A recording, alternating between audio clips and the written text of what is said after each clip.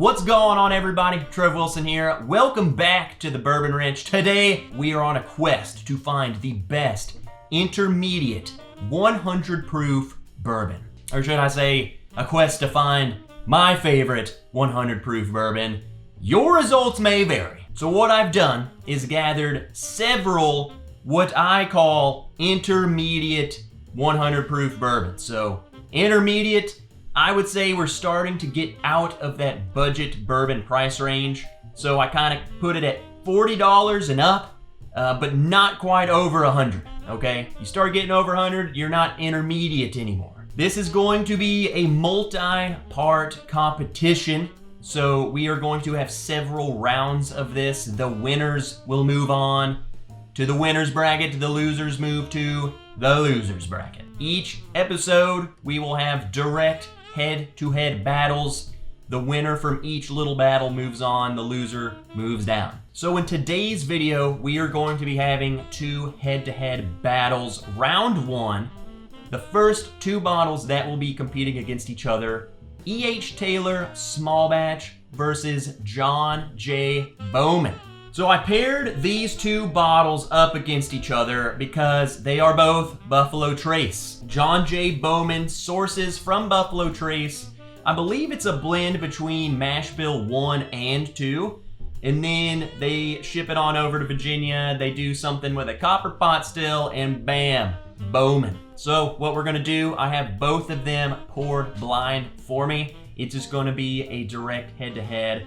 The winner moves on, the loser moves down. Glass A, obviously coming from Buffalo Trace, I'm getting a lot of cherry notes on this. Nice and sweet. Honestly, almost medicinal, like a cherry cough syrup or something. It's almost kind of one note. Nothing really bad standing out though, but just simple cherry, little bit of vanilla, but not a whole lot else, honestly. And I'm just gonna go straight into the palate and then we'll compare it to Glass B. Very sweet, very light on the palate. It almost didn't even drink like 100 proof. In a way, it was almost like cherry water or something. Very, very light. A lot of cherry still, not as medicinally as the nose was. It's not like I was just drinking cough syrup. It's not a bad cherry note, but again, I'm just not getting a whole lot of anything else. It's just very simple to me. Moving on, Glass B. Let's see how it compares to A. Let's crown a winner. Still nice and cherry, nice and sweet. I'm getting a little more vanilla and caramel on this, so your standard bourbon notes, but I'm getting a little more of them. A seemed very one-dimensional, one note. This is giving me a little more. There's like a tinge of something on this. Something in the background. I can't really put my finger on that, but there's something just different about this in the back of the nose, behind all of the other notes. All right, let's just taste it. This is much easier than I thought it was even going to be. This is a clear winner. B clearly beats A. There's just so much more going on that mouthfeel. I'm not saying that this is just the most complex thing I've ever had. It's just that A was so lackluster that it makes B drink like it has everything on the world going on with it. I feel like it blends that cherry note with the other notes better, whereas that cherry medicinal note on A, that was the front runner, that was the star of the show. So if you like it, you're gonna love it. If you don't really care for that, well, you don't really get anything else. This has a lot more of your standard bourbon notes. So if you're not that big into the cherry note, this blends it better. Let me go straight back into A, because I know they always influence each other a little bit, so. Going back to A just made my choice even clearer. Going back to A, I almost get a corn grain note, which in the intermediate section of things, I should not be tasting a lot of grain, and that was pretty grainy, especially coming off the heels of this. There's no question. So I'm just gonna go ahead and call this one. You know, we don't have to explain any further. That's very clear to me. That A is moving to the loser's bracket, B is moving to the winner's bracket. To find out the results of that, stick around to the end of the video. If you're liking what you see, consider hitting the like button, guys. Not gonna bite you. If you're not subscribed, I know a lot of people lurk in the shadows. Kind of creepy, but I love you guys anyway. Hit the subscribe button, hit the bell notification to be notified when I drop new videos. When my live stream is about to start every Friday night, really does help out the channel, so consider doing so. All right, let's move in to the second bourbon battle that's taking place today. This time it's going to be between Old Forester 1897 and 1792 bottled in bond. Now, I picked these two bottles for kind of obvious reasons. If you are familiar with the Old Forester and 1792 flavor profiles, I felt like I kind of associate the whole banana note with both of these brands, so I figured they would be a good matchup.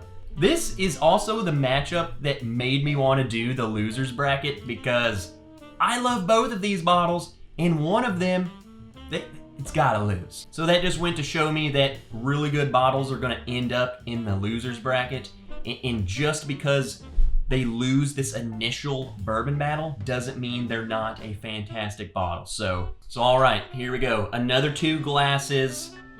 They're blind before me. Let's see which one wins. Glass A. Of course, I am getting the quintessential banana note that I would expect out of these two bottles, okay? But this one almost has a, I don't know what to call it, maybe a spiciness or it clears my nose as if I was smelling some sort of spearmint or something, okay? I'm not saying this is minty, but maybe there's a spiciness to this that kind of makes my nose react in that way. Call me crazy, but it's kind of turning that spicy banana note almost kind of transforms into bubble gum. All right, let's taste it. Okay, on the palate, not a whole lot of that bubble gum that I just made up. It was almost more of like a chocolate-covered banana. We're in the banana split realm of things. Fan-friggin-tastic. It's viscous, okay? I think some of that chocolatiness that I give to it is the way it coats my mouth. The mouth feels nice and creamy. I think I associate that with some of chocolatiness that I always say. Overall, I think that was fantastic. Let's move straight on to glass B. A little bit lighter on the nose. I am getting, again, banana, but it's all kind of subdued. It's not as spicy, I guess, as glass A was. Not really jumping out of the glass as much. It's not as aggressive. That, you know, that spice doesn't really wake my nose up on the palate. Okay, here's the major dilemma. Round one, super easy. I mean, it was obvious the first sip. I don't know. Both of these are fantastic in their own ways. They're similar, but they also have all of these branches that are coming off of that main branch that makes them totally, totally unique. I just need to directly side by side them. In a weird way, going back to A after smelling B, I can almost smell, if you've ever been on a distillery tour and you go to the huge mashes where it has the distiller's beer, you know, I can almost smell, you know, the base ingredient of that. Very strange, because I would have never said that ever. It's just when you side by side them, you start picking out random stuff like that. After going back through them, okay, I think my palate today is gonna have to go with glass B as being the winner. We'll move glass A into the loser's bracket. But what I want to specify about this, I totally encourage you to side by side similar bottles like this, because it truly does bring out notes that you would have never said about them. So I don't know which one is which, but I do know that I have never called distiller's beer as a note before on either of them. I think when you side by side things, you can start picking out little nuances that you've never thought about, or maybe your brain wasn't interpreting. That's what happened right here. All right, guys, let's find out the results of this. We'll find out who's going to the winner's bracket, who's moving on to the loser's bracket. Round 1 was between E.H. Taylor Small Batch and John J. Bowman Single Barrel. The winner, moving on to the winner's bracket, goes to John J. Bowman. Gosh dang it. I've said this before, and it's done quite well in previous comparisons. It typically beats Buffalo Trace products. I mean, it is technically Buffalo Trace liquid that runs through a copper pot still. It's better to me. My palate likes this version of Buffalo Trace better than a lot of Buffalo Trace products. This is a no-brainer for me. This beats E.H. Taylor Small Batch without a doubt. I will say that E.H. Taylor Small Batch literally never does good in blinds for me. It always loses. I don't know if that's just me. I don't know if it's just the bottle. Not the biggest fan of it. And this kind of shows this blew it out of the water. So E.H. Taylor Small Batch will be moving down into the loser's bracket. John J. Bowman moving up. So round 2, the winner between Old Forester 1897 and 1792 Bottled and Bond went to Glass B. Glass B was 1792 Bottled and Bond. I just have to specify something right now. I have totally blind tasted these two bottles before. I've side by side them.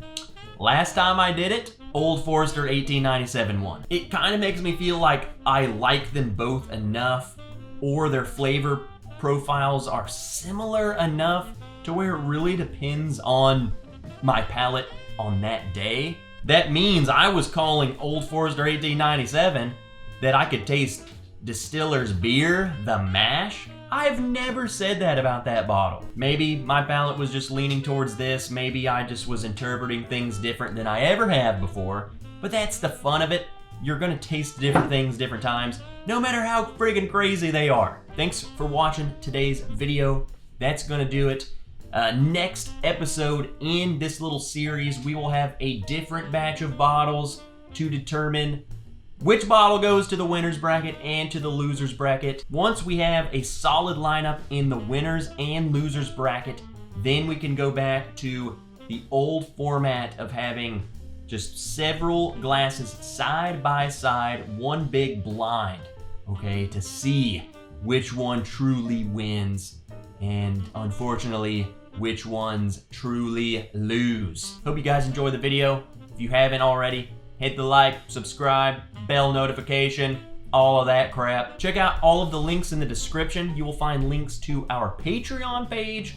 You will find exclusive merch, hats, coins, glasses, access to certain barrel picks that I have gone on, hopefully barrel picks of my own, a community of like-minded people, the Wrench crew.